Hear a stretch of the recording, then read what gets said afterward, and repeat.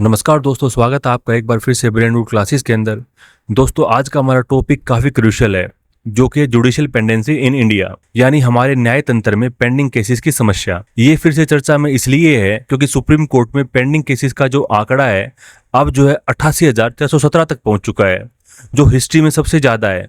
और अगर हम ब्रॉडर जुडिशियल सिस्टम देखें तो ये जो सिचुएशन है काफ़ी अलार्मिंग है। इंडिया के अंदर डिस्ट्रिक्ट कोर्ट्स में करीब 4.5 करोड़ से ज़्यादा केसेस पेंडिंग है, और अगर बात करें हाई कोर्ट्स की तो इनके अंदर 63 लाख से ज़्यादा केस पेंडिंग है। ये ऑफिशियल डाटा जो है नेशनल जुडिशियल डेटा ग्रिड के अकॉर्डिंग है, यानी अगर आज से कोई नया केस फाइल होना बंद भी हो जाए तो भी हमारे कोर्ट्स को दशकों लग जाएंगे जो पिछले केस हैं उनको क्लियर करने के अंदर। दोस्तों, अब सवाल उठता है जुडिशियल पेंडेंसी का मतलब क्या होता है। सिंपली कहें तो जब किसी केस का ट्रायल या डिसीजन जो है रीजनेबल टाइम फ्रेम में नहीं होता तो पेंडेंसी कहलाती है, और यही पेंडेंसी हमारे जस्टिस सिस्टम की क्रेडिबिलिटी पर सवाल उठाती है। क्योंकि अक्सर ऐसा कहा जाता है justice delayed is justice denied, यानी कि जो जस्टिस डिले कर दिया जाता है तो समझ लो वो जस्टिस डिनाई कर दिया जाता है। आप देखते हैं कि इतने बड़े बैकलॉग के पीछे क्या कारण है। सबसे पहले बात करते हैं इनएडुकेट जज टू पॉपुलेशन रेशियो। भारत में सिर्फ 21 जज हैं पर मिलियन पीपल पॉपुलेशन के ऊपर, यानी कि 10 लाख पॉपुलेशन के ऊपर केवल 21 जज काम करते हैं। जबकि 120th जो लॉ कमीशन था उसने रिकमेंडेशन की थी कि पर मिलियन के ऊपर जो जज हैं वो कम से कम 50 होने चाहिए। इसका मतलब ये है कि जो वर्कलोड है वो डिस्प्रपोर्शनेट है। एक जज को हजारों केस हैंडल करने पड़ते हैं, जिससे एफिशिएंसी के ऊपर असर पड़ता है। अब बात करते हैं इनइफेक्टिवनेस ऑफ अल्टरनेट डिस्प्यूट रेजोल्यूशन के बारे में। एडीआर मैकेनिज्म जैसे कि लोक अदालत, मीडिएशन, आर्बिट्रेशन, ये सब जो है जस्टिस डिलीवरी को तेज बनाने के लिए बनाए गए थे, लेकिन ग्राउंड रियलिटी में इनका प्रॉपर डेवलपमेंट नहीं हो पाया। एग्जाम्पल के लिए जो ग्राम न्यायालय थे जो स्मॉल रूरल डिस्प्यूट को हैंडल करने के लिए बनाए गए थे, आज भी ज्यादातर स्टेट के अंदर या तो फंक्शनल नहीं है या अगर एक्टिव भी हैं तो उनकी जो संख्या है वो काफी कम है। दोस्तों, इंडिया के जुडिशियल प्रोसेस में कई प्रोसीजर फ्लोज हैं, जैसे कि multiple appeals, frequent adjournments, non serious litigation और वेग कानून। कई बार एक सिंपल केस भी सालों तक चलता रहता है क्योंकि केस मैनेजमेंट और ग्रुपिंग ऑफ सिमिलर केस का कोई सिस्टमेटिक अप्रोच ही नहीं है। लोअर कोर्ट्स में जो है बेसिक फैसिलिटीज की काफी कमी है, स्पोर्ट स्टाफ की शॉर्टेज है, डिजिटाइजेशन जो है इसका अभाव है, और कोर्ट रूम के अंदर जो मॉडर्न टेक्नोलॉजी है वो नहीं है। आज भी जो है लोअर कोर्ट के अंदर जो फाइलिंग होती है वो फिजिकल तरीके से होती है, जिसमें टाइम और रिसोर्सेज दोनों वेस्ट होते हैं। और अगर बात करें फाइनेंशियल कंस्ट्रेंट के एंगल के ऊपर, दोस्तों इंडिया अपने जीडीपी का केवल 0.1% जुडिशरी के ऊपर खर्च करता है, जबकि डिफेंस पर लगभग 2% जीडीपी का खर्च होता है। जुडिशरी को एक क्रूशियल पिलर ऑफ डेमोक्रेसी कहा जाता है, लेकिन बजट एलोकेशन उसी इंपॉर्टेंस को रिफ्लेक्ट नहीं करती। दोस्तों, अब एक काफी इंटरेस्टिंग और क्रिटिकल फैक्ट को समझिए। भारत में सबसे ज्यादा केस किसके होते हैं? आपको जानकर ये हैरानी होगी कि लगभग 50% से ज्यादा कोर्ट केसेस में सरकार या उनकी एजेंसी ही पार्टी होती है। इसका मतलब ये हुआ कि चाहे टैक्स डिस्प्यूट हो, लैंड एक्विजिशन केस हो या सर्विस मैटर जैसे कि एम्प्लॉय के प्रमोशन या ट्रांसफर रिलेटेड केस, इन हर जगह के ऊपर सरकार जो है एक पक्ष के रूप में शामिल होती है। अब आपके दिमाग में क्वेश्चन उठेगा, आखिर ऐसा होता क्यों है? कई बार गवर्नमेंट डिपार्टमेंट के बीच कोऑर्डिनेशन की कमी होती है। एक डिपार्टमेंट डिसीजन लेता है और दूसरा उसे चैलेंज कर देता है, या फिर छोटे एडमिनिस्ट्रेटिव मैटर जैसे कि पेंशन, ड्यूज या जो लैंड रिकॉर्ड है उनको सीधे कोर्ट में भेज दिया जाता है, बजाय उनका डिपार्टमेंट लेवल पर समाधान करने के लिए। यानी कि रियलिटी में जो है गवर्नमेंट खुद ही अपने खिलाफ लड़ रही होती है, यानी कि डिपार्टमेंट वर्सेस डिपार्टमेंट। जब सरकार हर छोटे डिस्प्यूट में केस फाइल करती है तो कोर्ट पर मैसिव पेंडेंसी बढ़ जाती है। जज को पीटी गवर्नमेंट अपील्स में वक्त देना पड़ता है, जिससे बड़े और सीरियस मामले जो डिले हो जाते हैं। दोस्तों, अब समझते हैं इन केसेस का सालों तक पेंडिंग रहना केवल एक आंकड़ा नहीं है, इसका जो है समाज के ऊपर, इकोनॉमी के ऊपर और जो कॉन्स्टिट्यूशन है, इन तीनों के ऊपर काफी गहरा प्रभाव पड़ता है। सबसे पहले जुडिशियल डिले जो है सीधे फंडामेंटल राइट्स का उल्लंघन करता है। हुसैन आरा खातून वर्सेस स्टेट ऑफ बिहार 1979 के केस के अंदर सुप्रीम कोर्ट ने कहा था कि स्पीडी ट्रायल यानी कि जो तेज न्याय है वो आर्टिकल 21 जो कि right to life and liberty से रिलेटेड है, उसका एक अनिवार्य हिस्सा है। यानी अगर कोई व्यक्ति सालों तक कोर्ट में सिर्फ इंतजार करता रहे तो ये सिर्फ देरी नहीं है बल्कि उसके मौलिक अधिकारों का हनन है। यानी कि justice delayed is justice denied, यानी कि न्याय के अंदर देरी, न्याय से इनकार हुआ। अगर इसके सोशल इम्प्लीकेशन के एंगल को देखें, जब अपराधियों को सालों साल तक सजा नहीं मिलती तो उनका हौसला बढ़ता रहता है और रूल ऑफ लॉ कमजोर पड़ता है। लोगों का विश्वास उठने लगता है कि कानून सबके लिए समान है या नहीं। भारत की जेलों के अंदर लगभग 76% प्रिजनर्स जो हैं वो अंडर ट्रायल्स हैं, यानी वो लोग जो अभी भी कन्विक्टेड नहीं हुए हैं लेकिन सालों से ट्रायल का इंतजार कर रहे हैं। गरीब व्यक्ति के पास ना तो पैसा होता है और न ही वकील, इसलिए डिले उनके लिए डबल पनिशमेंट बन जाता है, कैद भी और न्याय का इंतजार भी। यानी कि जो अमीर है वो पैसे के दम पर जमानत ले लेता है, लेकिन गरीब जो है जेल के अंदर सड़ता रहता है। अगर बात करें इकोनॉमिक इम्प्लीकेशन के एंगल के बारे में, हर हियरिंग, हर अजोर्नमेंट में पार्टीज का समय और पैसा दोनों खर्च होता है। लॉयर फी और कोर्ट विजिट से छोटे लिटिगेंट फाइनेंशियली टूट जाते हैं। लैंड एक्विजिशन और एनवायरमेंटल क्लियरेंस के मामले में इंफ्रास्ट्रक्चर प्रोजेक्ट को सालों तक रोक दिया जाता है।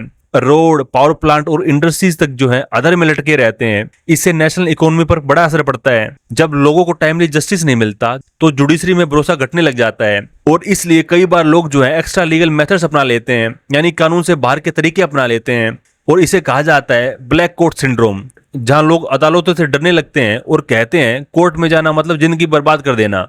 आज के टाइम में कई मामलों में डिले जो है खुद एक हथियार बन गया है।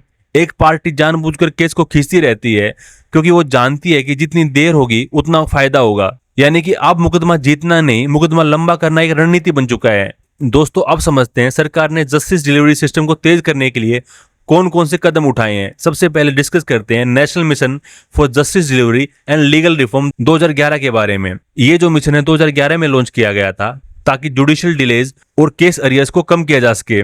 इसका फोकस 3 मेन एरिया के ऊपर है: केस का स्पीड से डिस्पोजल करना, जुडिशियल इंफ्रास्ट्रक्चर को मॉडर्न बनाना और प्रोसीजरल रिफॉर्म जैसे कि इलेक्ट्रॉनिक फाइलिंग और केस ट्रैकिंग को लागू करना। अब बात करते हैं centrally sponsored scheme for judicial infrastructure के बारे में। इस स्कीम के अंदर सरकार राज्य सरकारों के साथ मिलकर कोर्ट बिल्डिंग, जजों के लिए रेजिडेंशियल क्वार्टर, लॉयर्स के लिए हॉल और जो डिजिटल फैसिलिटीज हैं वो बना रही है।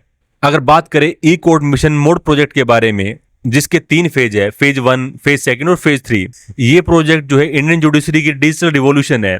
इसके तहत कोर्ट्स को जो है मॉडर्न टेक्नोलॉजी से इक्विप किया गया है, जैसे कि डिस्ट्रिक्ट और जो सब ऑर्डिनेट कोर्ट्स हैं उनके लिए कंप्यूटराइजेशन किया गया है, ई फाइलिंग सिस्टम को लागू किया गया है, वीडियो कॉन्फ्रेंसिंग को लागू किया गया है। वर्चुअल जस्टिस क्लॉक जो है ये रियल टाइम केसेस को डिस्प्ले करती है, जैसे कि जो जस्टिस ऐप है, इस ऐप की मदद से जजेस जो हैं अपने पेंडिंग केसेस को रियल टाइम में मॉनिटर कर सकते हैं। अगर बात करें कमर्शियल कोर्ट एक्ट 2015 के बारे में, बिजनेस और ट्रेड डिस्प्यूट के लिए सरकार ने स्पेशल कमर्शियल कोर्ट बनाई है।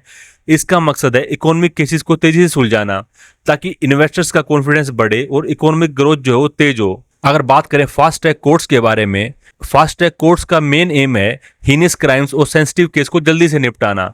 इनके अंदर शामिल है पोक्सो कोर्ट्स जो कि चाइल्ड सेक्सुअल अब्यूज केसेस को हैंडल करता है, एनआईए कोर्ट जो है ये टेरर रिलेटेड केसेस को देखता है। अगर बात करें अल्टरनेट डिस्प्यूट रेजोल्यूशन मैकेनिज्म के बारे में, गवर्नमेंट ने कोर्ट लोड कम करने के लिए एडीआर को बढ़ावा दिया है। एडीआर के अंदर आते हैं जैसे कि लोक अदालत जो कि छोटे सिविल और कंपाउंडेबल क्रिमिनल केसेस के लिए बनाए गए हैं, और जो मीडिएशन सेंटर हैं इनके अंदर केसेस का जो सेटलमेंट है वो डायलॉग के थ्रू होता है, और जो आर्बिट्रेशन ट्राइब्यूनल्स है वो कमर्शियल कॉन्ट्रैक्ट डिस्प्यूट के लिए होते हैं। इन सिस्टम से हजारों केस बिना फॉर्मल ट्रायल के सुलझाए गए हैं, जिससे कोर्ट का जो बोझ है वो काफी कम हुआ है। दोस्तों, अब डिस्कस करते हैं आगे का रास्ता क्या हो सकता है, क्योंकि जब तक रिफॉर्म कागज से निकलकर ग्राउंड रियलिटी में नहीं उतरते तब तक जो है पेंडेंसी की समस्या खत्म नहीं होगी। इन्हीं सब सॉल्यूशन को हम स्टेप बाय स्टेप समझते हैं। सबसे पहले डिस्कस करते हैं establishment of central judicial authority यानी कि एनजेआईए के बारे में। जो ex chief justice of India थे जस्टिस एनवी रामना, उन्होंने 2021 में सुझाव दिया था कि एक नेशनल जुडिशियल इंफ्रास्ट्रक्चर अथॉरिटी बनाई जाए जो पूरे देश में कोर्ट की प्लानिंग, डिसीजन, बजटिंग, कंस्ट्रक्शन और मेंटेनेंस का काम संभालेगी। आज जो है हर राज्य अपनी सुविधाओं के ऊपर निर्भर है। कहीं कोर्ट में जो है जगह नहीं है, कहीं बेसिक फैसिलिटीज नहीं है। अगर एक सेंट्रल अथॉरिटी बनेगी तो सभी राज्यों में एक uniform standard of infrastructure develop किया जाएगा। एआई को जुडिशियल फंक्शनिंग में लाने से काफी बड़ा फर्क पड़ सकता है। एआई की मदद से सिमिलर केसेस को ग्रुप किया जा सकता है, अर्जेंट मैटर्स को प्रायोरिटी टैगिंग मिल सकती है, और एआई टूल की मदद से प्रिडिक्टिव शेड्यूलिंग की जा सकती है, यानी हियरिंग टाइमलाइन पहले से ही तय की जा सकती है। अगर बात करें अपॉइंटमेंट ऑफ अडोक जजेस के बारे में, कॉन्स्टिट्यूशन के आर्टिकल 128 और 224A इनके तहत रिटायर्ड जजेस को अडोक बेसिस पर नियुक्त किया जा सकता है। आर्टिकल 128 जो है ये सुप्रीम कोर्ट से रिलेटेड है, और जो आर्टिकल 224A है ये हाई कोर्ट से रिलेटेड है। इन अडोक जजेस की मदद से जो बैकलॉग वाले केसेस हैं वो जल्दी निपटाए जा सकते हैं। क्योंकि ये जजेस फुल टाइम कोर्ट्स की मदद करेंगे, खासकर उन मामलों में जहां लंबा इंतजार हो रहा है। हर हाई कोर्ट और सबऑर्डिनेट कोर्ट को एनुअल डिस्पोजल टारगेट्स और मंथली रिव्यू करने चाहिए। अगर हर कोर्ट को एक क्लियर टारगेट मिलेगा तो परफॉर्मेंस मॉनिटरिंग आसान होगी और अकाउंटेबिलिटी भी बढ़ेगी। अगर एक कोर्ट हर साल 1000 केस डिस्पोज करने का टारगेट रखे तो 5 सालों में पेंडेंसी में बड़ा फर्क आ सकता है। अगर बात करें कंट्रोलिंग अर्जमेंट्स के एंगल के ऊपर, अर्जमेंट्स यानी कि बार बार अगली तारीख देना जुडिशियल डिले का सबसे बड़ा कारण बनता है। बार काउंसिल और कोर्ट को मिलकर नॉन सीरियस अर्जमेंट के ऊपर स्ट्रिक्ट रेस्ट्रिक्शन लगानी चाहिए। सरकार जो है खुद सबसे बड़ी लिटिगेंट है, 50% से ज्यादा केस जो हैं वो सरकार के ही हैं, इसलिए सबसे पहले गवर्नमेंट लिटिगेशन को घटाना होगा। डिपार्टमेंट को प्री लिटिगेशन मैकेनिज्म अपनानी चाहिए। कानून को सिंपल और प्रिसाइज ड्राफ्टिंग में बनाना चाहिए ताकि इंटरप्रिटेशन डिस्प्यूट कम हो। और जो नॉन सीरियस या पब्लिक सीकिंग पीआईएल्स हैं, इनके ऊपर डेथ एंड पेनल्टीज लगानी चाहिए ताकि judicial time genuinely needy cases को मिले। अल्टरनेट डिस्प्यूट रिजोल्यूशन, ये जो सिस्टम है जैसे कि लोक अदालत, मेडिएशन सेंटर और जो आर्बिट्रेशन, इनको मजबूत करना चाहिए। लीगल सर्विस अथॉरिटीज को एनकरेज किया जाना चाहिए, वे प्री लिटिगेशन मीडिएशन करें, यानी विवाद कोर्ट तक पहुंचने से पहले ही सुलझाया जाए, यानी कि जहां पे बातचीत से बात बन जाए वहां अदालत क्यों जाए। दोस्तों, जुडिशरी किसी भी डेमोक्रेसी की बैकबोन होती है, लेकिन जब जस्टिस डिले होता है तो गवर्नेंस, इकोनॉमी और सिटीजन कॉन्फिडेंस तीनों को कमजोर कर देता है। जब तक पेंडेंसी को रिड्यूस नहीं किया जाएगा, इंडिया का ग्रोथ स्टोरी इनकम्प्लीट रहेगा, क्योंकि इकोनॉमिक प्रोग्रेस और जुडिशियल एफिशिएंसी हमेशा साथ साथ चलती हैं। तो दोस्तों, यहाँ पे जो हमारा टॉपिक था वो कंप्लीट होता है। उम्मीद आपको पसंद आया होगा।